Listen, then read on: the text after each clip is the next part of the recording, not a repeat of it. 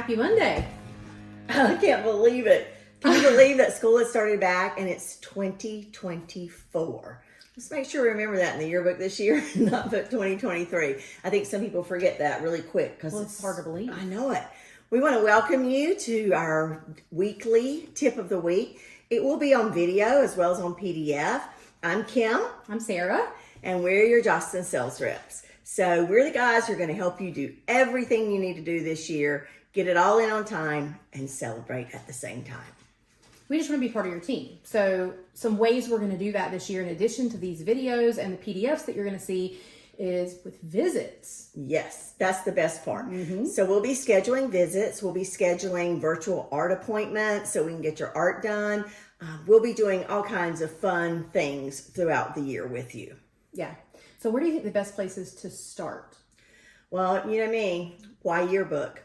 I think the very first thing you do with your kids is really talk about why we do a yearbook and the importance of that book and how it's going to last forever.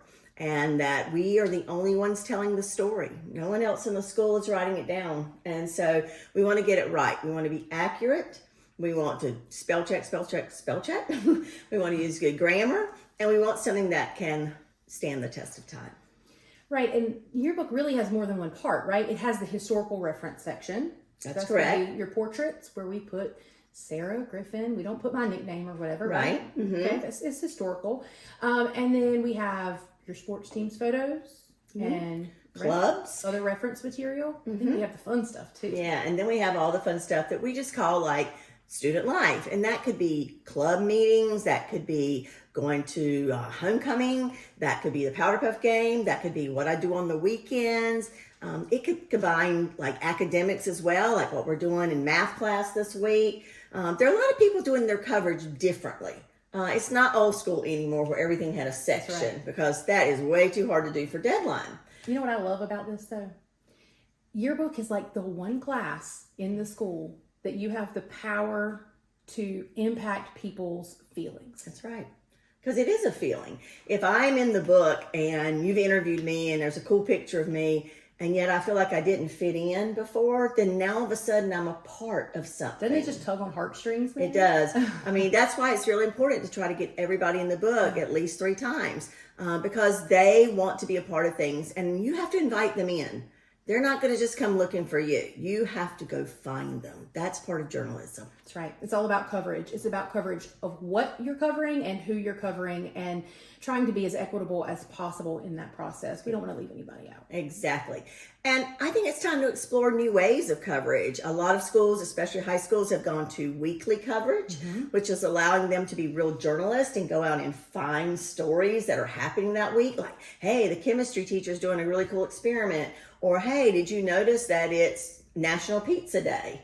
And then also a lot of middle schools are doing monthly coverage because they couldn't really cover the whole week, every week. So they're doing it like what happened in September, what happened in October, and integrating academics, clubs, student life, maybe that rivalry game that took place that month. And it's a way to integrate and make the book a lot more interesting. And it always goes back to coverage too, is you're finding ways to cover students that maybe wouldn't otherwise be covered.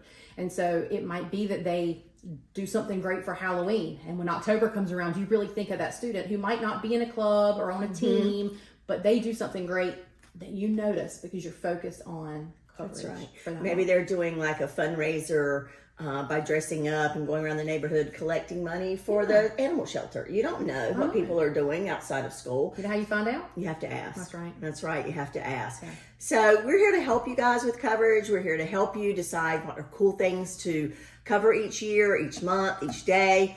We have lists and lists and lists of those types of things. So always reach out to us for things that you think, well, I just don't know what to do this month. Then we'll help you do that. You know what I think is a very underutilized way to manage a classroom? Well, I don't know, but it's probably Monday right now. Happy Monday. And you know what?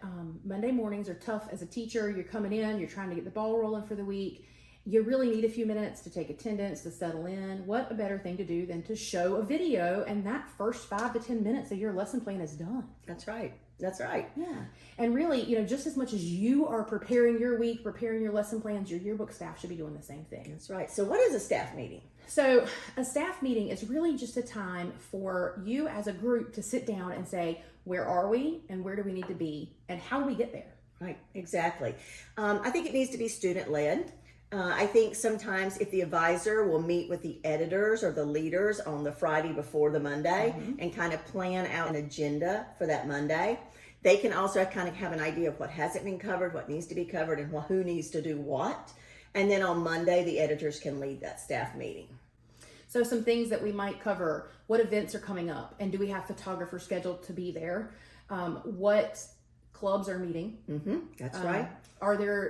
Let's just brainstorm some things that are going on this week that everyone may not know about, and we really need to share that knowledge. And maybe we even share what we call, our coverage report of who's not in the book. So as we're preparing what we're going to go cover, we pick 2 or 3 or 4 or 5 of those students to make sure we interview them and get them in the book. Exactly. We got a plan. Without a plan, you're going nowhere. And look, don't tell anybody this, but having an extra 10 or 15 minutes where the kids are in charge on a Monday morning, that would be nice. That is. And I think it's good for them. It develops great leadership skills. Yeah.